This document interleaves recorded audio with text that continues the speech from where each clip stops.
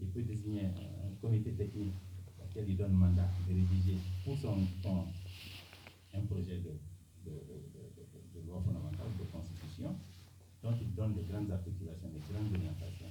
C'est lui le représentant du peuple, c'est lui qui donne ces grandes orientations. Donc ce comité technique rédige conformément à la directive ou aux directives qui lui ont été données par le président de la République, initiateur et porteur du projet de texte devant le peuple. Donc lorsqu'il est content, enfin il se reconnaît dans le dispositif tel qu'il a voulu le concevoir, ben, le texte, il se l'approprie. C'est lui qui en est l'auteur.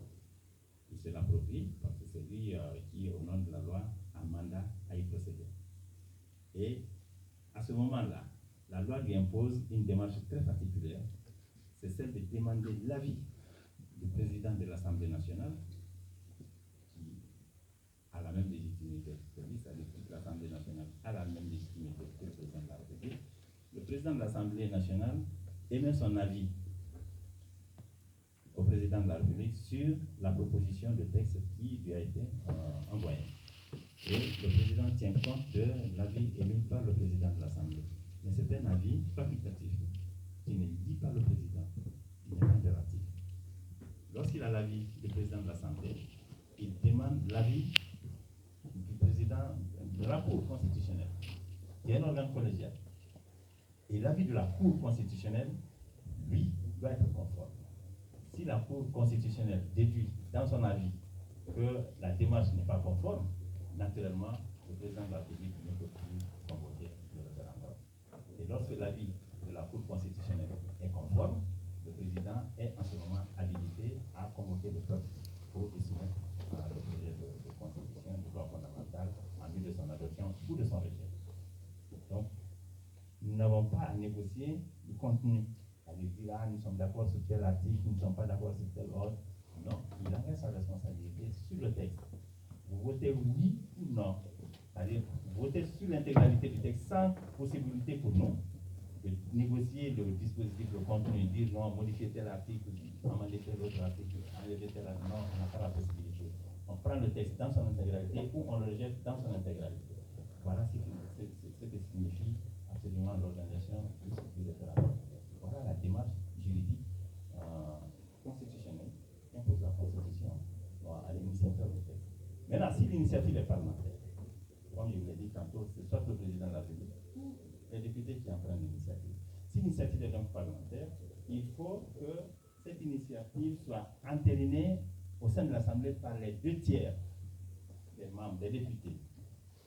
Si ce quorum n'est pas atteint, l'initiative ne peut pas prospérer.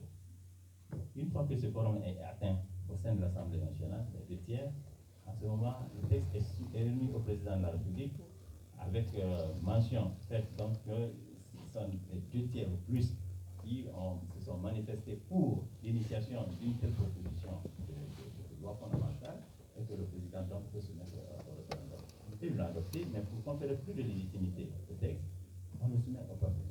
Sinon, on aurait pu s'arrêter à ce niveau-là, dire non, l'Assemblée qui a initié l'a adopté et puis on la met en vigueur. Non, mais on a beaucoup plus envie de conférer plus de légitimité au texte en dépit de l'adoption par l'Assemblée nationale elle-même, on soumet au référendum pour avoir l'aval du peuple. Parce que personne ne peut confisquer la souveraineté qui appartient au peuple. Et quand il s'agit des questions cardinales concernant sa vie, personne ne doit se prononcer en son nom et en sa place. Il lui appartient de se prononcer par un oui ou par un non. Parce qu'il s'agit de la vie de l'ensemble du peuple. Donc cette démarche est également prescrite par l'article 51, l'article 51 de vous avez vu donc que l'article 2 institue le principe de la démocratie, le principe de la souveraineté, qui implique le droit du peuple à décider de son sort sans aucune possibilité de limitation. Et le peuple se prononce sur son sort par un instrument que l'on appelle la loi. Il peut être ordinaire ou pas, une loi organique, une loi fondamentale. Et à partir de cet instrument, on dira que la loi est l'expression de la volonté du peuple. La loi est au-dessus de tout.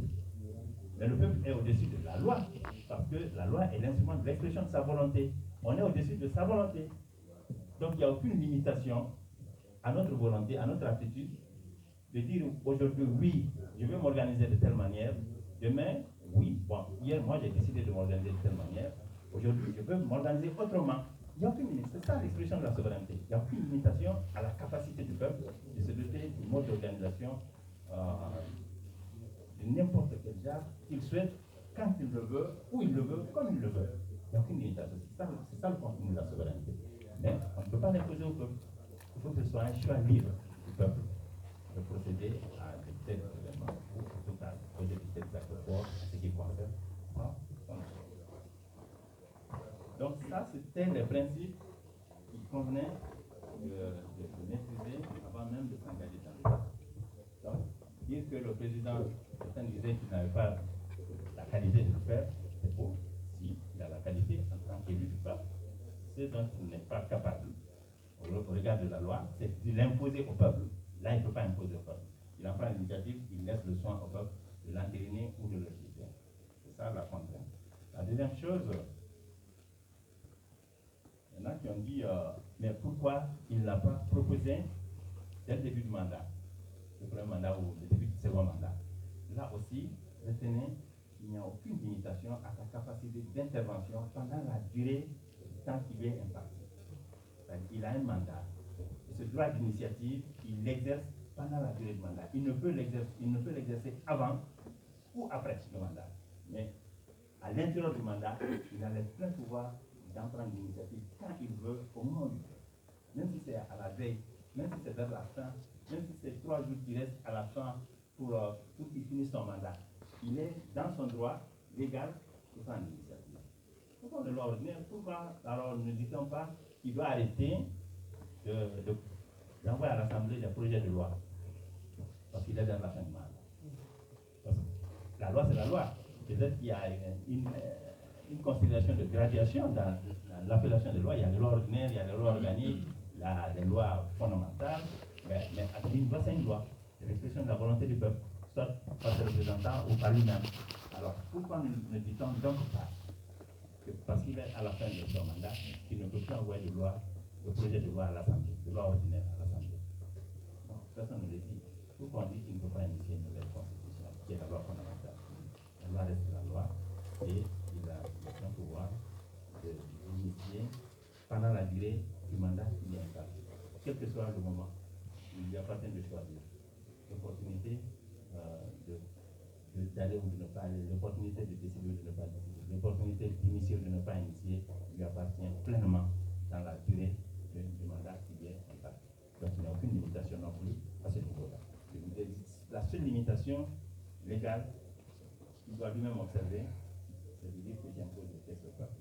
Non, il prend l'initiative en dehors de son mandat, après que le mandat ait été échu. Non, là aussi, il n'est plus habilité à l'État. Donc ce sont les seules limitations qui sont apportées.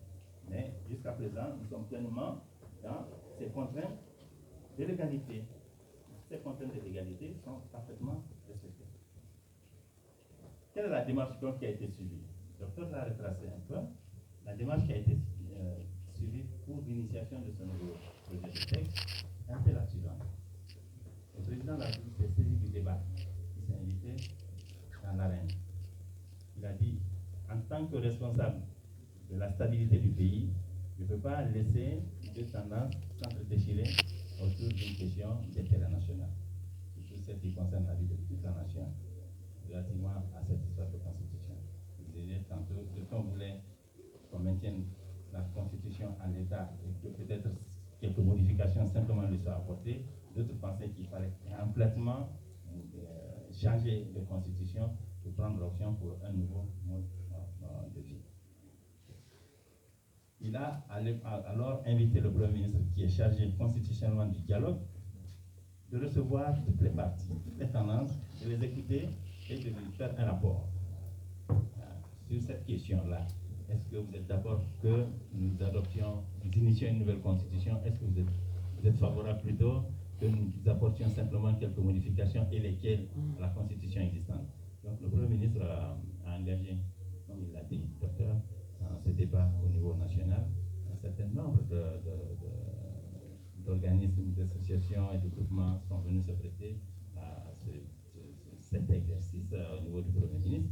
Et puis, à l'issue donc de cette consultation primaire, le Premier ministre a rédigé un rapport qui a conclu à la volonté de la grande majorité d'aller vers un nouveau texte.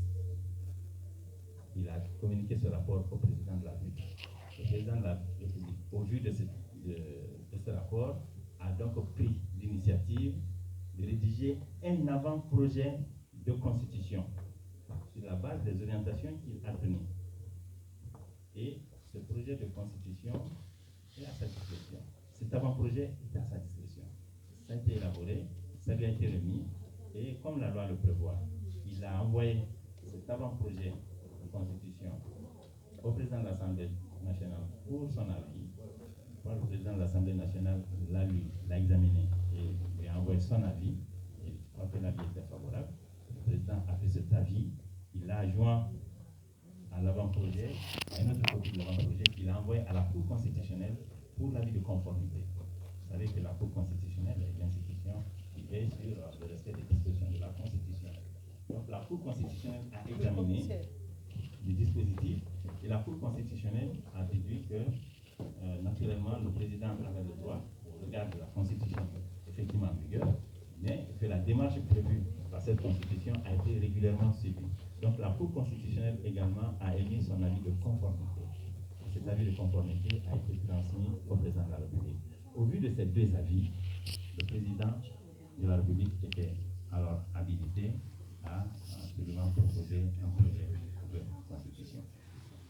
C'est au vu de ces deux avis que le président de la République a fait le 19 novembre 2019 une déclaration officielle, je crois que vous l'avez suivi, déclaration par laquelle il prenait acte de son niveau de responsabilité au niveau de la communauté, au niveau de la société guinéenne, et relativement à cette question, et a pris définitivement l'initiative de proposer un projet de constitution au peuple de Guinée, un nouveau projet de constitution au peuple de Guinée, et a donné mandat au ministre de la Justice, qui avait aussi la charge, la responsabilité de désigner autour de lui un comité technique pour peaufiner l'avant-projet de constitution que lui a élaboré sur la base, naturellement, des revendications telles que